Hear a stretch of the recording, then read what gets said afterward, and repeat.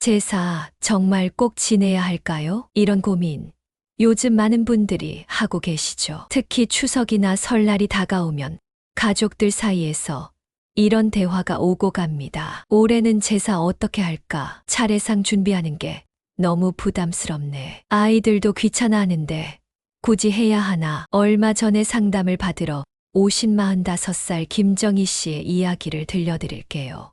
정희 씨는 시댁 제사 때문에 남편과 자주 다투게 된다며 저를 찾아왔습니다. 선생님, 저는 솔직히 제사가 무슨 의미인지 모르겠어요.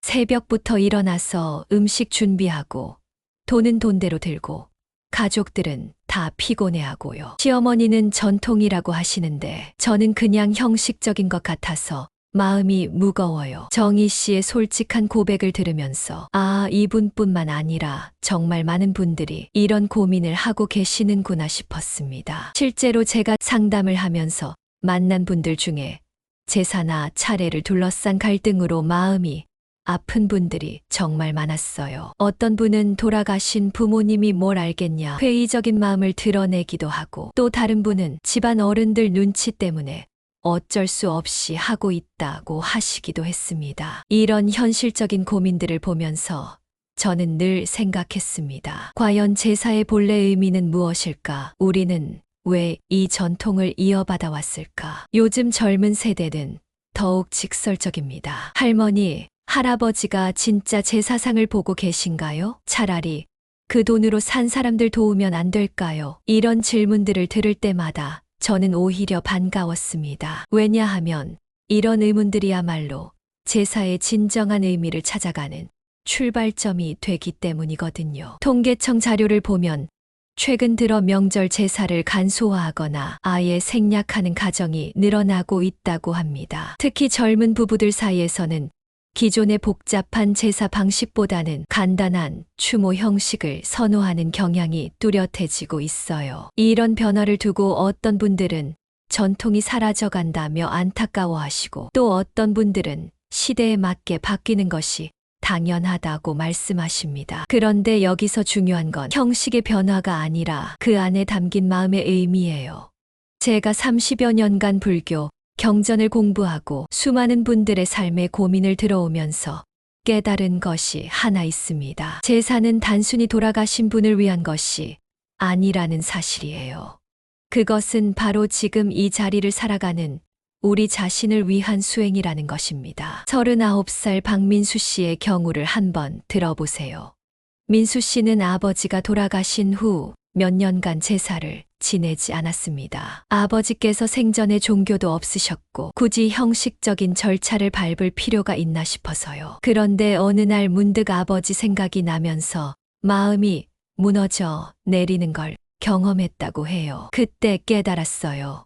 제사는 아버지를 위한 게 아니라 저를 위한 거였구나. 아버지를 그리워하는 제 마음을 정리하고 감사의 마음을 표현하는 시간이었구나. 이것이 바로 제가 오늘 여러분께 전하고 싶은 이야기의 핵심입니다. 제사는 죽은 이를 위한 의식이 아니라 살아있는 우리의 마음을 닦는 시간이라는 것이에요. 부처님께서는 이런 마음의 공양을 매우 중요하게 여기셨습니다. 니까야에 보면 공양은 베푸는 자에게 먼저 복이 된다는 말씀이 나와요. 이는 남을 위해 무언가를 하는 행위가 실제로는 자신의 마음을 정화시키는 수행이 된다는 뜻입니다. 불교에서 말하는 공양의 의미를 이해하면 제사에 대한 우리의 시각이 완전히 달라집니다. 공양은 단순히 음식을 올리는 행위가 아니라 감사와 기억, 그리고 자비의 마음을 기르는 수행이거든요. 향 하나를 피우면서도 이런 마음가짐을 가질 수 있다면 그것만으로도 충분한 공덕이 쌓인다고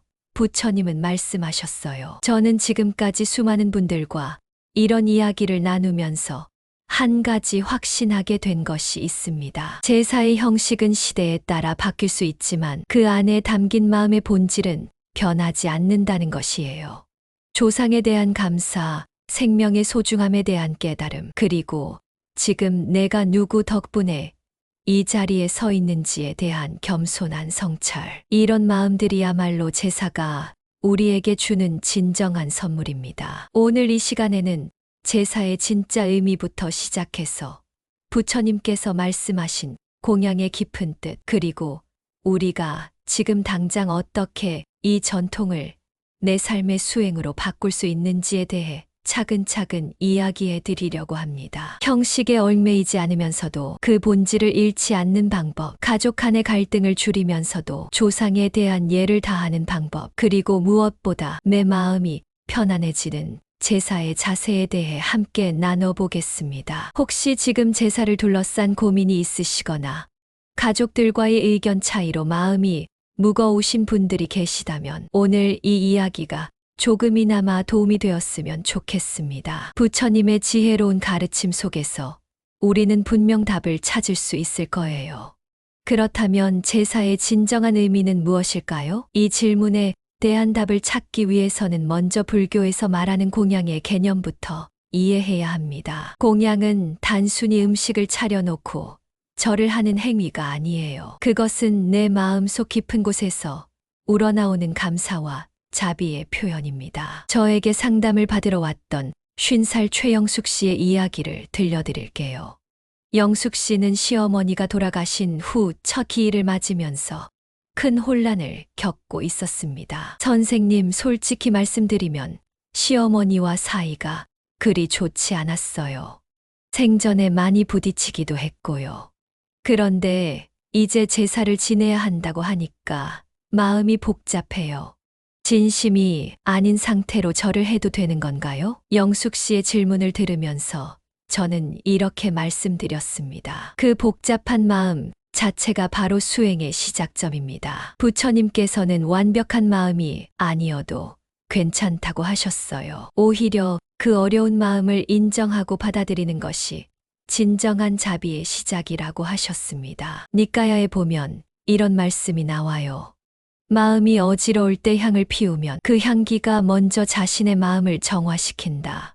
이 말씀의 의미가 참 깊습니다. 우리가 조상을 위해 향을 피우고 절을 올리는 그 순간 실제로는 내 마음속의 어지러움과 갈등이 조금씩 정리되기 시작한다는 뜻이에요. 영숙 씨는 몇 달 후에 다시 저를 찾아와서 이런 말씀을 하셨어요. 선생님, 정말 신기해요. 처음에는 억지로 하는 것 같았는데 제사를 지내면서 자꾸 시어머니의 좋았던 기억들이 떠오르더라고요. 저를 위해 김치를 담가주셨던 일, 아이가 아플 때 밤새 간병해 주셨던 일들 말이에요. 그때 깨달았어요.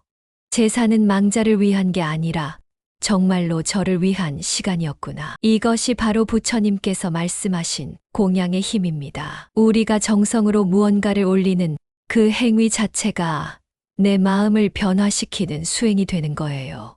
형식적으로 보면 죽은 이를 위한 것 같지만 실제로는 살아있는 내가 더 자비롭고 감사한 사람이 되어가는 과정입니다. 그런데 여기서 중요한 건 어떤 마음으로 하느냐입니다. 억지로 하거나 체면 때문에 하는 제사는 오히려 마음에 부담만 줄 뿐이에요. 부처님께서는 진심이 없는 공양보다는 한 알의 쌀이라도 정성으로 올리는 것이 낫다고 하셨습니다.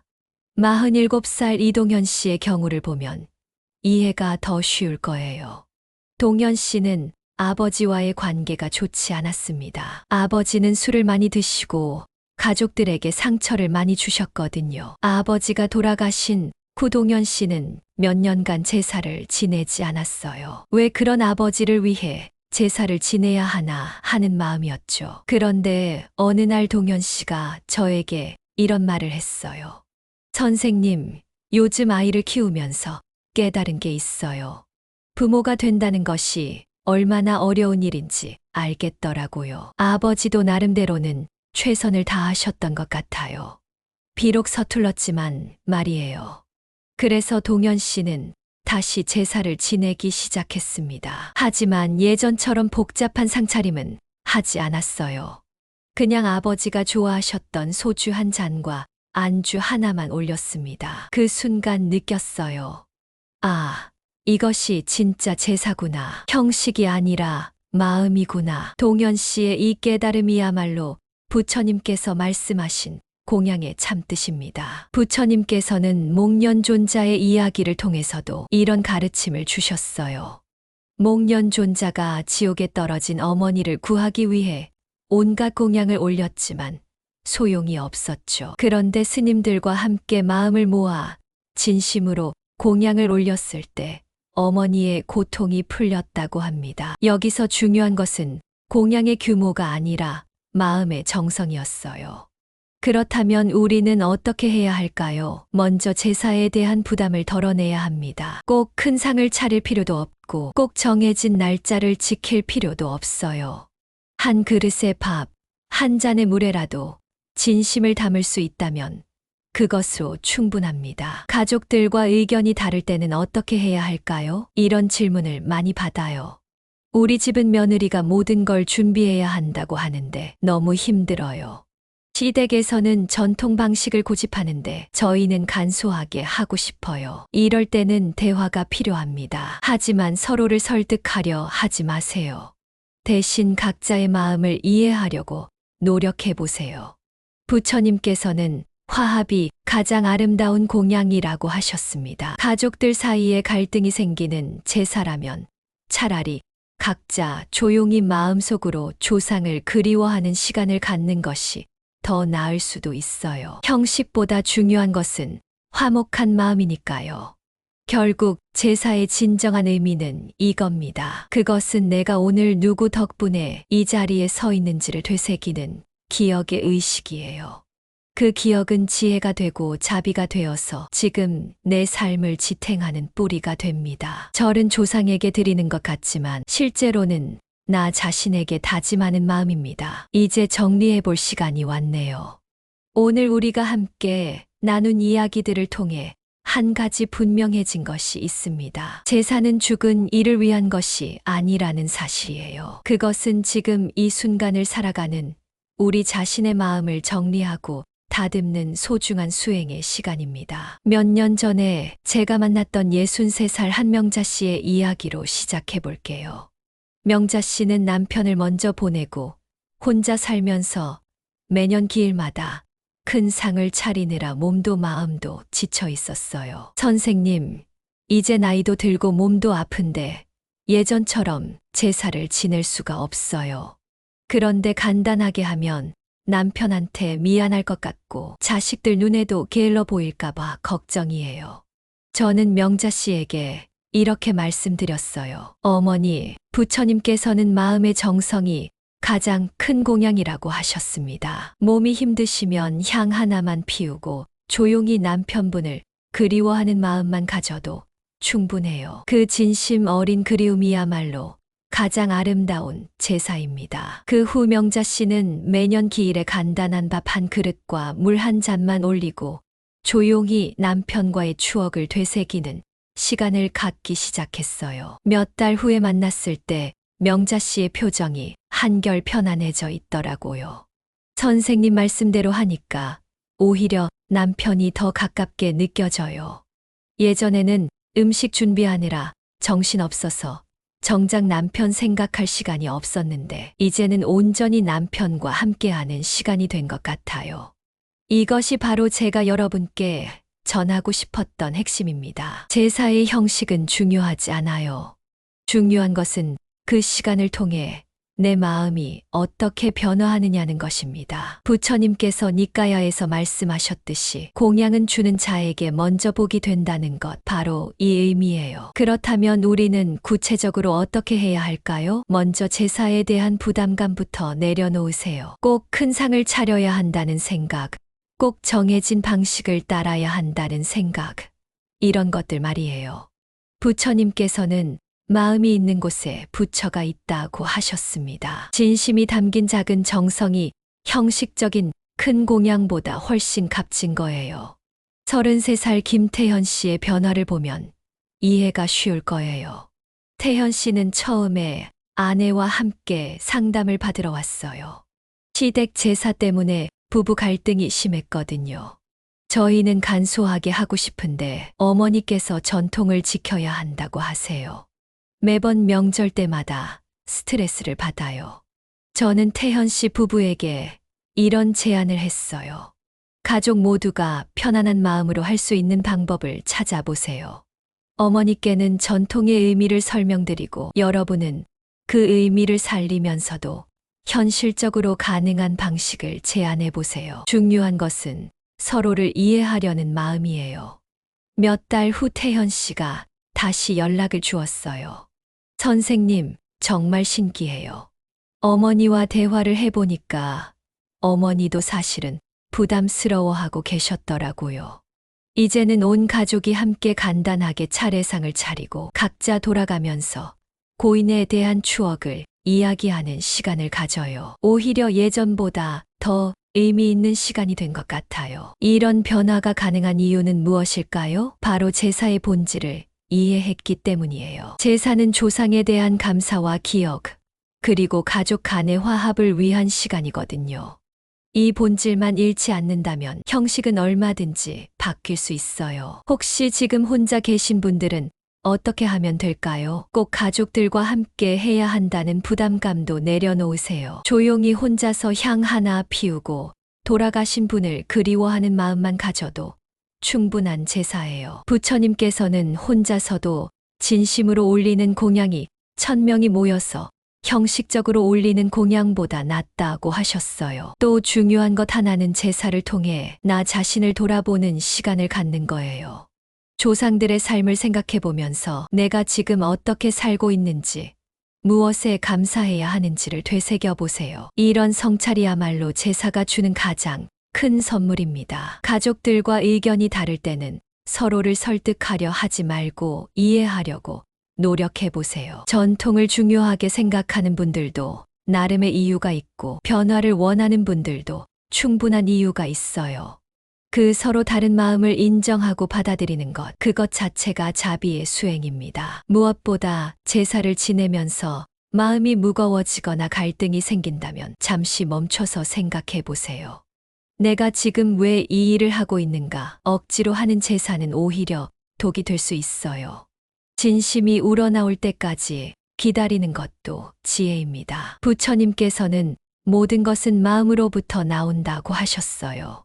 제사도 마찬가지예요. 형식이 아니라 마음이 중요한 거예요. 조상에 대한 감사한 마음, 지금 내가 받은 생명에 대한 고마운 마음, 이런 마음들이 바로 최고의 공양입니다. 오늘 이 시간이 끝나고 나서 한번 해보세요. 조용한 곳에서 향 하나를 피우고 이렇게 말해보세요. 그 인연 고맙습니다. 돌아가신 분들에 대한 원망이나 아쉬움이 있어도 괜찮아요. 그런 복잡한 마음까지도 모두 인정하면서 조용히 감사의 마음을 표현해 보세요. 그 짧은 순간이 여러분의 삶을 조금씩 바꿔나갈 거예요.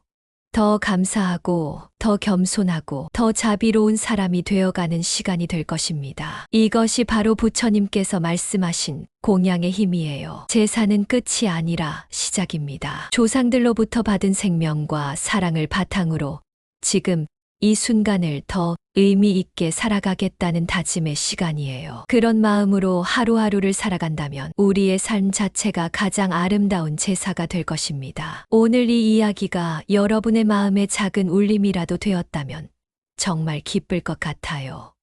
혹시 주변에 제사나 조상에 대한 고민을 하고 계시는 분들이 있다면 이 이야기를 함께 나눠주세요. 부처님의 지혜로운 가르침이 더 많은 분들의 마음에 평안을 가져다 줄 수 있을 거예요. 앞으로도 이런 삶의 지혜와 마음의 평안에 대한 이야기를 계속 들려드릴게요. 구독과 좋아요, 그리고 댓글로 여러분의 마음도 함께 나눠주세요. 모든 존재가 평화롭고 행복하길 기원합니다. 오늘도 평안한 하루 되세요.